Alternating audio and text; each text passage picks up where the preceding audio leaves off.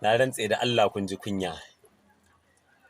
Wallahi wasu kanawan sun ji kunya, wallahi sun faɗi ba nauyi, kuma sun ba da maza, wallahi sun ba da mutane, sun ba da 'yan arewa, sannan sun ba da 'yan Najeriya, sannan sun ba da 'yan Afirka.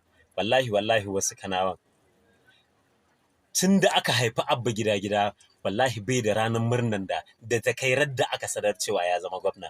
Amma kuka mai da ranar murnan Abba gida, ranar fashi da makami, ranar sata, ranar baƙin ciki, ranar hassada, ranar damfara, ku je ku rusa, ku sa wuta a gidan mutum, ku ƙona masa dukiyoyi saboda hassada, ku je ku fasa gidan shi, ku shiga ku kwashe masa kayan da yake cikin gida saboda sata, ku je har studiyon shi, ku je ku faffasa, ku eba mai wani kayan abubuwan shi saboda sata da kuma baƙin ciki da hassada. Wallahi ba kwa ƙaunan Abba, wallahi kun ba da mu.